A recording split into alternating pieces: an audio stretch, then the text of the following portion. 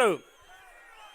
బెంగళూరులో ఆస్తికి సంబంధించి సెటిల్మెంట్ వివాదమే హత్య కారణం అన్నారు. గుర్తుందా అని మిమ్మల్ని అడుగుతున్నా.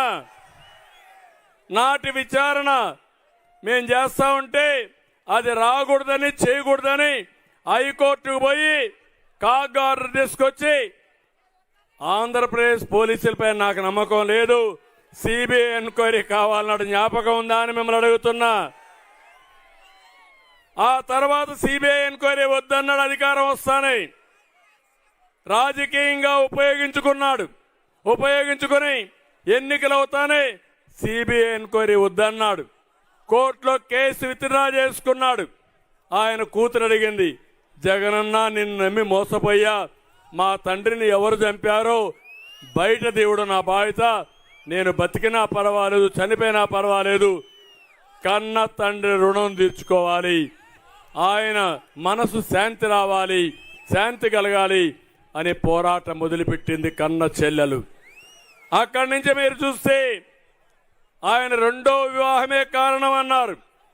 ఆస్తిలో అల్లెడితో విరోధమే కారణం అన్నారు. కడాన సొంత కూతురే తండ్రిని హత్య చేసిందని, ఆ కూతురు కూడా ఇక్కడ లేదు, హైదరాబాద్లో ఉంది, కూతురే హత్య చేసిందని మాట్లాడే పరిస్థితికి వచ్చారు. ఆ తర్వాత చూస్తే సునీల్ యాదవ్ తల్లిని వివేకానంద లైంగికంగా వేధించాడు కాబట్టి చంపేశారన్నారు. అంటే ఇన్ని ట్విస్టులు పెట్టి నిన్న మాట్లాడుతున్నాడు ఈ ముఖ్యమంత్రి. ఏం తమ్ముళ్ళు, కలియుగం అంట. కలియుగంలో పాపం బాబాయిని ఎవరో చంపేసి ఆయన మీద కేసు పెట్టేశారంట. ఏంటి, మీరేమన్నా చంపారా? సింగనమల్లో ఎవరన్నా పోయి చంపే వచ్చారా అని మిమ్మల్ని అడుగుతున్నా. అంటే ఇప్పుడు ఆయన చెల్లెల్ని, ఇద్దరు చెల్లెలు నేను మేనేజ్ చేశానంట. గొప్పోడే కదా. అదే మరి అన్ని రాజకీయ పార్టీలు నేనే మేనేజ్ చేస్తున్నానంట. కాంగ్రెస్ని, బీజేపీని, జనసేనని, కమ్యూనిస్టుల్ని ఆయన ఒంటరివాడంట. నేను ఒక విషయం మిమ్మల్ని అడుగుతున్నా. ఇప్పుడు సింగనమల్లో ఎవరైనా ఒక పిచ్చోడు వస్తాడు, లేకపోతే దొంగ వస్తాడు. దొంగ వస్తే ఎవరైనా పట్టుకోబోతే దొంగ వచ్చాడంటే అందరూ మీరేం చేస్తారు?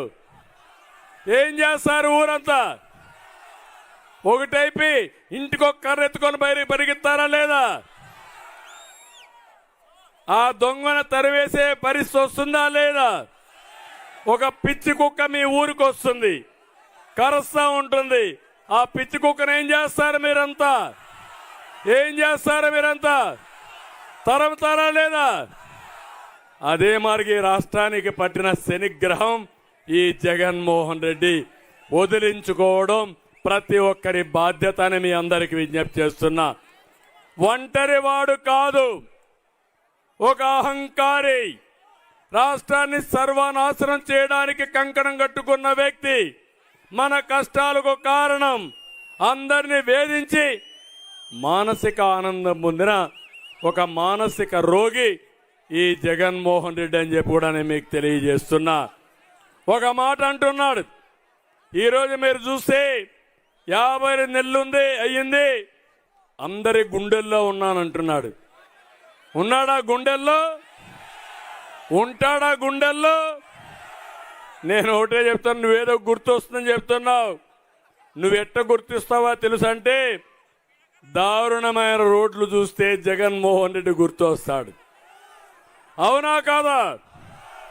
గేట్లు కొట్టుకుపోయిన నీటి ప్రాజెక్టులు చూస్తే గుర్తొచ్చేది ఎవరు గుర్తొస్తారు? జీవనాడి లాంటి పోలవరాన్ని పాడుపెట్టింది ఎవరంటే గుర్తొచ్చే వ్యక్తి.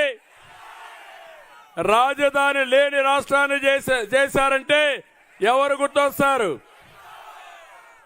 నిరుద్యోగం, గంజాయి, డ్రగ్స్, రైతు ఆత్మహత్యలంటే గుర్తొచ్చేది. నాసిరకం మద్యం అంటే గుర్తొచ్చేది. ధరల పెరుగుదలంటే గుర్తొచ్చేది. మీ జీవితాలు నాశనం చేశారంటే గుర్తొచ్చేది. దీనికంటే ఏం కావాలి తమ్ముళ్ళు? ఇన్ని చేసి ఈరోజు నంగనాచి మారిగా మళ్ళా మాట్లాడుతున్నాడు. నేను ఒక్క విషయం ఇక్కడ చెప్పాలి మీ అందరికీ.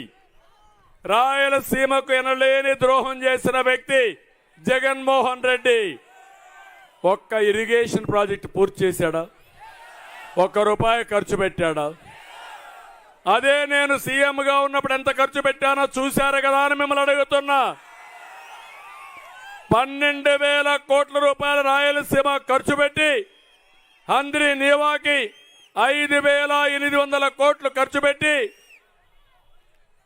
జీడిపల్లి కానీ చెర్లోపల్లి కానీ మారాల గొల్లపల్లి రిజర్వాయర్లు పూర్తి చేసి ఈ జిల్లాకు నీళ్లు ఇచ్చిన పార్టీ తెలుగుదేశం పార్టీ. నీరు జీవనాధారం. నీళ్లుంటే అభివృద్ధి, నీళ్లుంటే మన కష్టాలు తీరుతాయి. వ్యవసాయం సుజావుగా చేయగలుగుతాం. తాగడానికి నీళ్లు అవసరం, పశువులకు నీళ్లు అవసరం. నీళ్లుంటే పెట్టుబడులు వస్తాయి. అదే నేను చూపించా. నీళ్లున్నాయి కాబట్టి గొల్లపల్లి పూర్తి చేసి కియా మోటార్ తీసుకొచ్చిన పార్టీ తెలుగుదేశం పార్టీ. అలాంటి పార్టీని ఈరోజు రాయలసీమకు నీళ్లుంటే